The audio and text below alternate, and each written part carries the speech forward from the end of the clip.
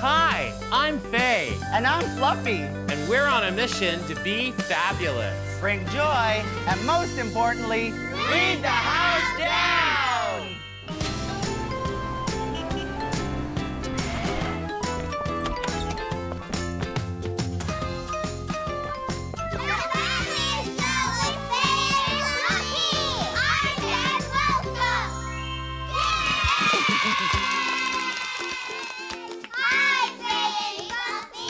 Hi, everyone. Welcome. Or as they say in French, bienvenue.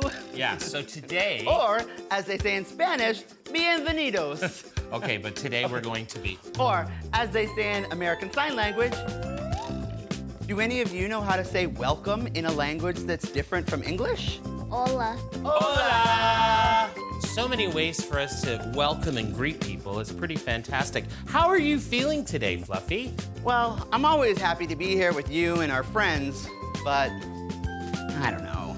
Oh, but what?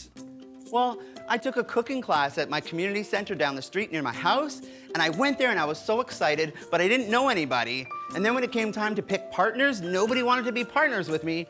That must have made you feel so lonely. It did. What are some ways that all of us can make new friends feel welcome? Kyle. I would give them a chance to meet my other friends and give them the tour of my neighborhood. Ooh, I love that. So good. And did you have an idea too? I would let them play with my toys. Oh, that's so lovely. I would give them a hug and take them to my favorite park. I love that. So many wonderful acts of kindness. Hey, I have an idea. Who said that? Oh, it's our friend Prob. Hi, everyone. Hey, Prob, we were just talking about ways that we can welcome or say hello to people in our community. Do you speak any other languages? I speak Punjabi. Will you teach us how to say welcome in Punjabi? It's G Ayanu. G-I-N-O. Perfect. Thank That was you, amazing. Prob. I heard you talking about giving back to the community. What about if we teach them how to dance? Oh, that is a fantastic idea because you are an amazing Bhangra dancer. Thank you. My religion is Sikhism. And a very big part of Sikhism is seva. Seva means selfless service.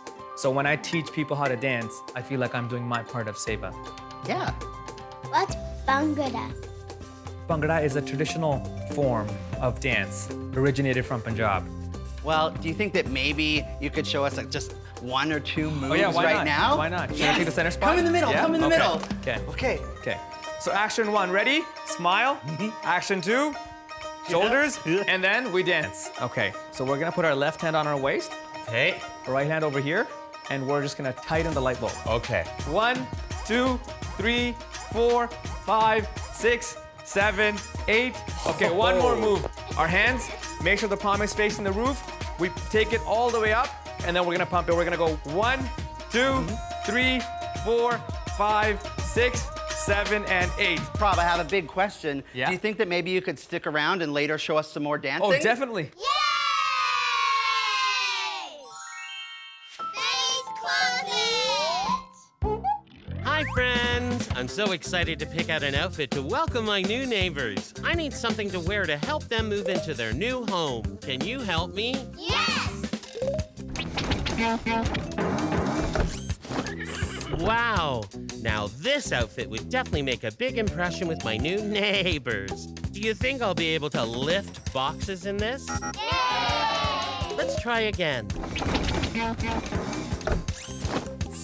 Oh, yes. Very glamorous, very chic, very me, but it needs the perfect accessory to pull the look together. That's silly. A welcome basket. Love. I'm gonna fill this basket with a candle and some jam. What do you all think? Is this the perfect outfit to welcome my new neighbors? Yes! I agree. Thanks for your help.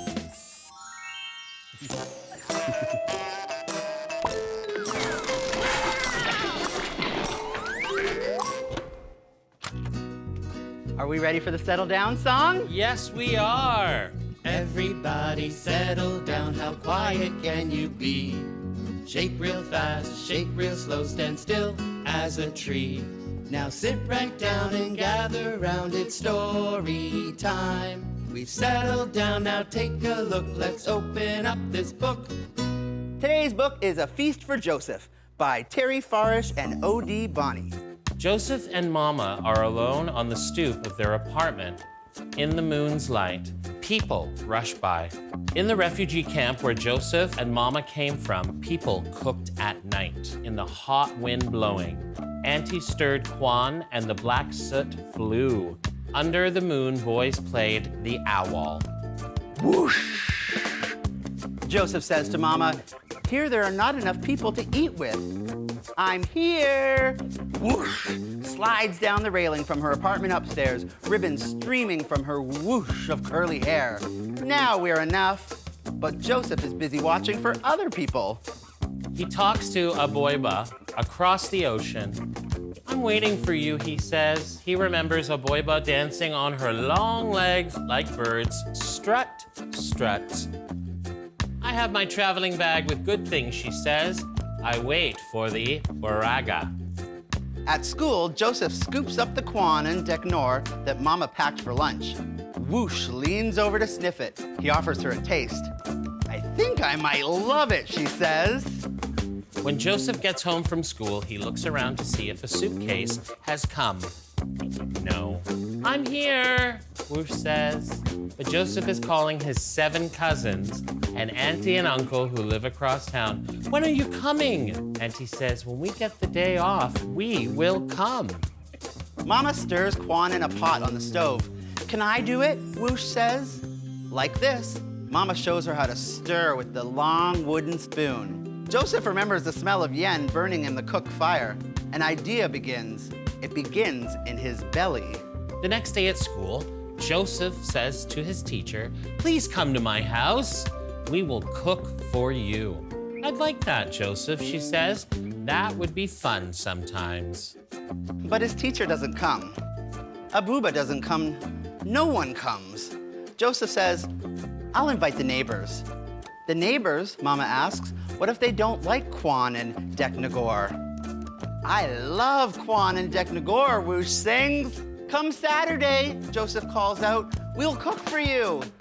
"You bet," she calls back, "if I don't get overtime." On Saturday, though, everyone is too busy and no one comes. Joseph sprawls on his back in the garden that night. Where are the people? He shuts his eyes. He tries to hear the sound of his beat on the owl, the fast tap of the wires. Slowly, Joseph picks greens from the garden plot and yellow flowers for Mama. He will make sure they are ready when the people come. On Sunday, a sweet smell Joseph has never known floats in, swirls around him. He sniffs, whoosh, slides down the railing. "I'm baking a cake!" She inhales the sweet air. It takes 3 kinds of milk. Mommy's helping. "Cake?" Joseph asks. "I think I might love it." At dinner time, high heels click, click, click on the stairs. Whoosh and Mommy appear at Joseph's door. Whoosh is carrying a huge cake on a platter. "Can we come today?" Whoosh's Mommy asks. "You are most welcome," Mama says softly. The mamas stretch their long bodies over the sofa like blossoming flowers. They start talking. Whoosh stirs the Kwan with the long wooden spoon. Joseph adds peas to the Deknagor. Then Joseph and Whoosh carry in the Kwan and the Deknagor and the Sukumi Wiki that Mama made from the greens and flaky chapatis. Joseph calls out, "Aye, Mama, a feast!" Why do you think Joseph's so happy at this point? Because he has friends over. Yeah, and what does he love to share with his friends? Cultural foods. Yeah? Yeah. Now the mamas lean in, eating, talking, waving their arms, curving like the leaves of millet grass. They all gobble and sigh. Whoosh's mommy lifts a slice of cake onto each plate. It's sweet and whipped creamy and melts on Joseph's tongue. Slowly a hum settles around them, a rhythm, a beat of people eating together, even if today it's only 2 more. Joseph and Whoosh race outside. "We ate and ate," Joseph says. "My belly's so happy," Whoosh replies. They dance on their long legs like birds. Strut, strut, and the moon shines on the whole world. White gold. The end. You know what time it is? I know what time it is. It's time for a dance performance by our friend Prob.